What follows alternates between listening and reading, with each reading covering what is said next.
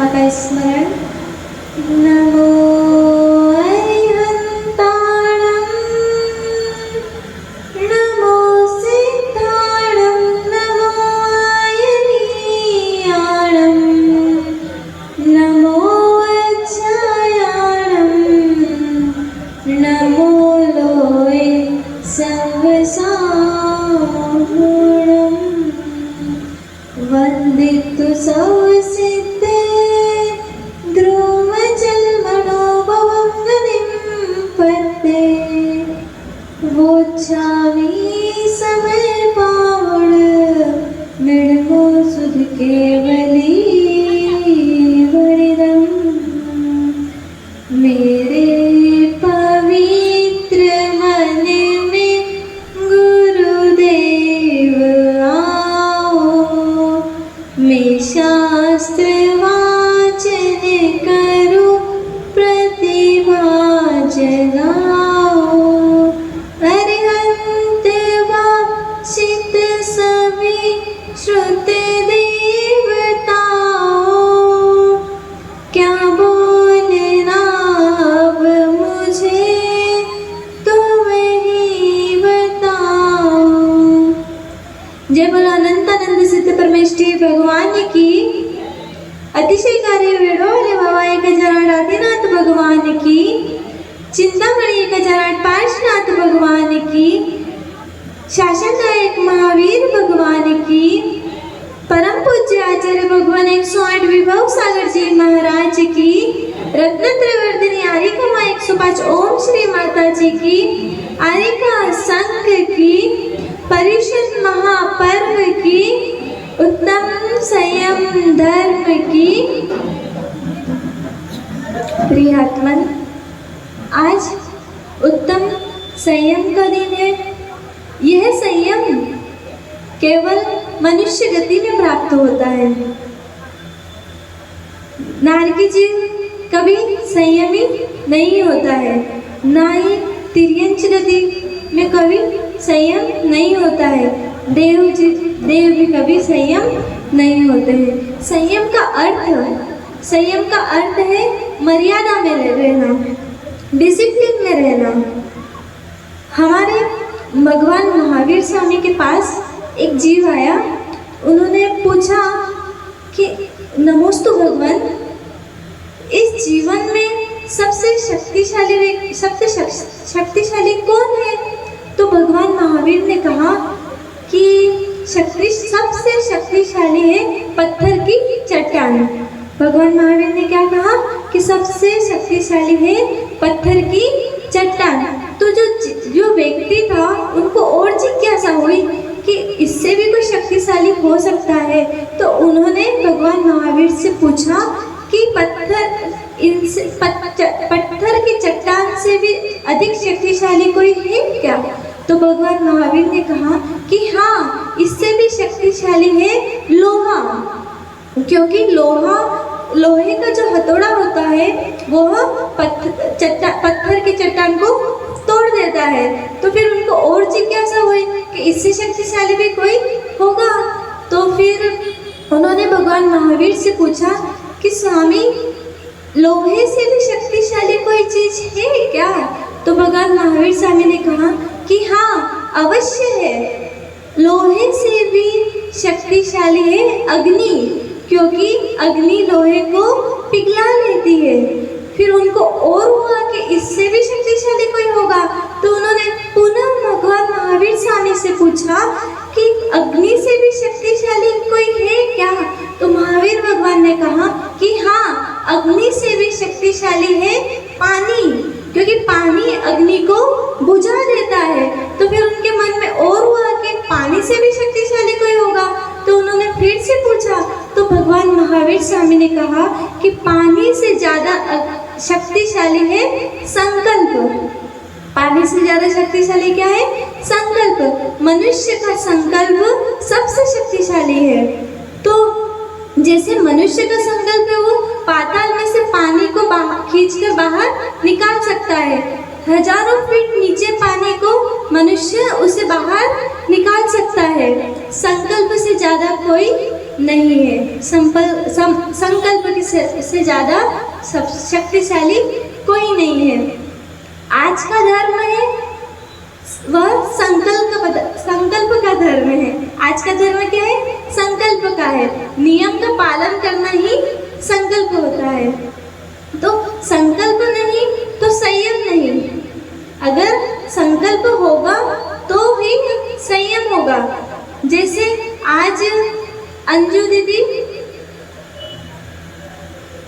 को दीक्षा अंगीकार करनी थी, तो उनके उनको कोई देवी शक्ति नहीं थी या फिर कोई परमात्मा ने शक्ति नहीं दी थी। उनको अपने मन में संकल्प लिया था कि हम दीक्षा अंगीकार करेंगे, जैनेश्वरी दीक्षा अंगीकार करेंगे और अपनी आत्मा का कल्याण करेंगे। तो उनके मन में संकल्प था, तभी तो वो आज आरिका 105 ओम श्री माता जी के रूप में है। जैसे लखनादौन वालों को माता जी का चौमासा करवाना था, तो आपके पास कौन सी शक्ति थी? कोई शक्ति थी नहीं। आपने संकल्प लिया था कि हमें आरिका 105 ओम श्री माता जी का चौमासा हमारे नगरी में करवाना है। तो आपने संकल्प लिया था, तभी माता जी का चतुर्मास हो पाया। तो संकल्प होना चाहिए। क्या होना चाहिए शोभा भाभी? क्या होना चाहिए? संकल्प होना चाहिए। संकल्प करेंगे तो विकल्प खत्म हो जाएगा। संकल्प करेंगे तो क्या खत्म होगा? बोलो ना, विकल्प खत्म हो जाएगा। तो सब कहते हैं कि माता जी के पास आते हैं और कहते हैं कि हमसे आलू का त्याग नहीं होगा, रात्रि भोजन का त्याग नहीं होगा। तो यह त्याग करना बड़ी बात नहीं है, बड़ी बात है, बड़ी बात नहीं है। अगर संकल्प है तो हम आसानी से कर पाएंगे। अगर संकल्प नहीं है तो हम त्याग नहीं कर पाएंगे। साधु बनना, आप सब कहते हो कि माता जी हम साधु, मतलब हम माता जी कैसे बने? कठिन है, कठिन मार्ग है।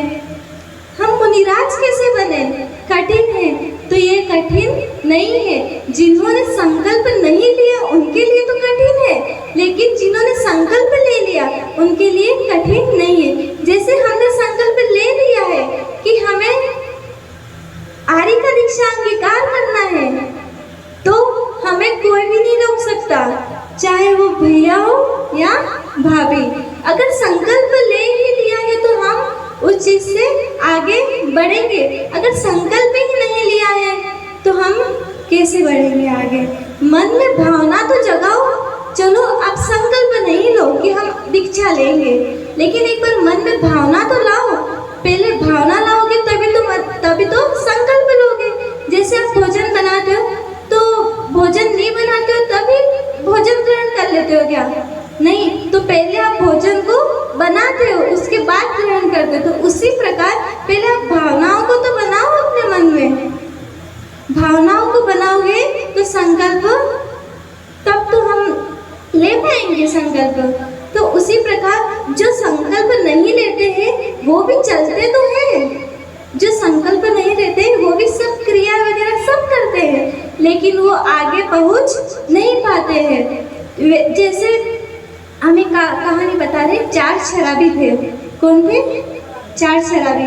उनको कहीं पे जाना था, तो उनका मार्ग बहुत दूर था जहाँ जाना था। तो उन्होंने सोचा कि नाव से चले जा रहे हैं, रात का टाइम है, गाड़ी नहीं मिल पा रही, तो नाव रखी थी, वहाँ पे नाव थी, तो नाव में बैठ गए। और मार्ग उनका बहुत दूर था, 4 लोग थे, तो उनके पूरी रात का सफर था। तो एक एक करके जब नाव के जो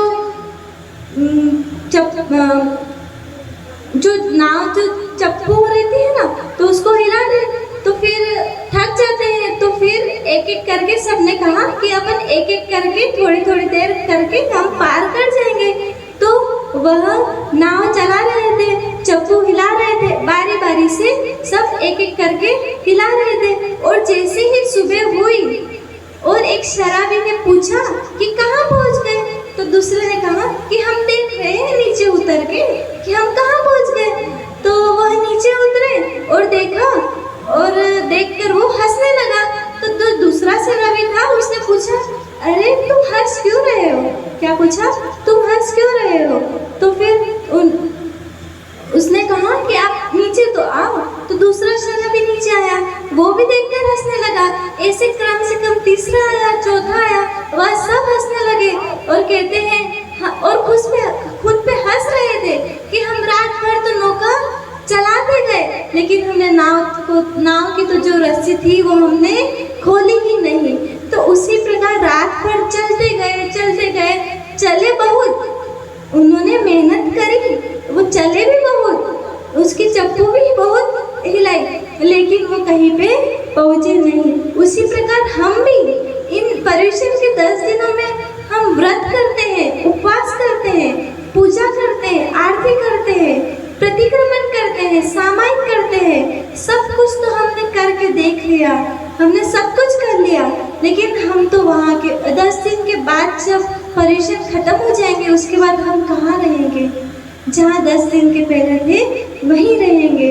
तो हमारे परिग्रह से नाव जो बंधी हुई है, हमारे स्वभाव की नाव बंधी हुई है, पापों की नाव बंधी हुई है, हमें उसे पहले तो खोलना पड़ेगा, उसके बाद ही हम जब संयम धारण करेंगे।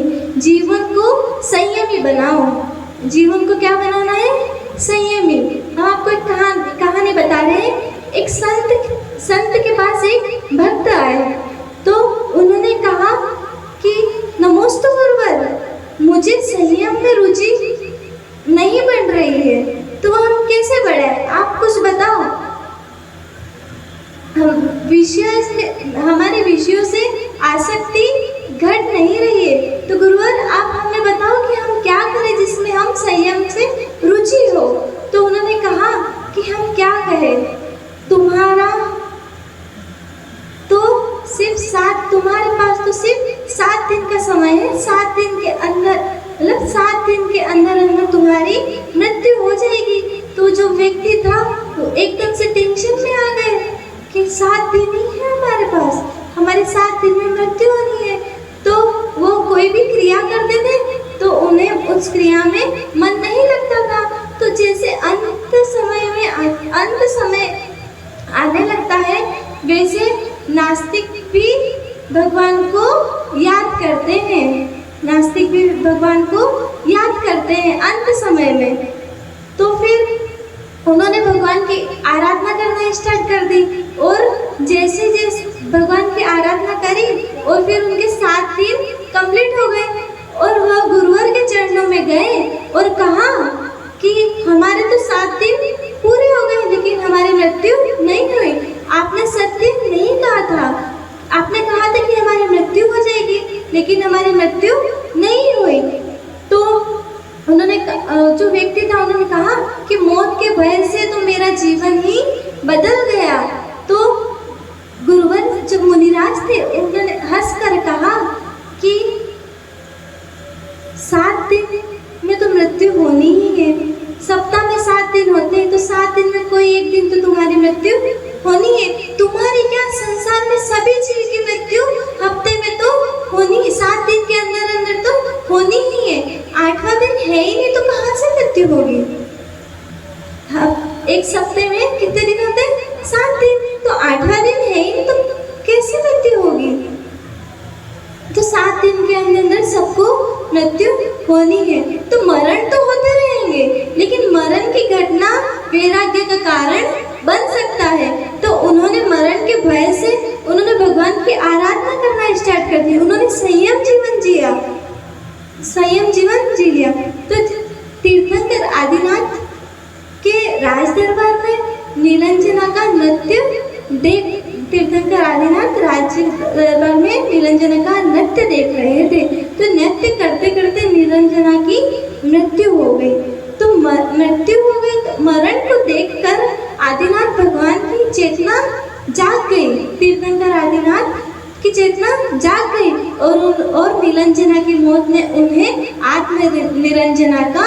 आत्मनिरंजना की याद आ गई। नीलांजना की मृत्यु में तीर्थंकर आदिनाथ को आत्मनिरंजना याद आ गई, और वह वितराग विज्ञान पाने संयम की ओर बढ़ चले। तो जरूरत है हमें समझ की, जरूरत हमें है समझ की और संकल्प की, संयम की और वैराग्य की। हमें किसकी जरूरत है? संयम की और वैराग्य की। तो हमें ये संकल्प तो लेना ही चाहिए कि हम भी दीक्षा अंगीकार करेंगे। संकल्प नहीं लो, लेकिन भावना तो हर किसी के मन में होनी चाहिए और सबको संयम के मार्ग पर बढ़ना चाहिए। जय बोले परम पूज्य आचार्य भगवान श्री विभव सागर जी महाराज जी की। धर्म सभा में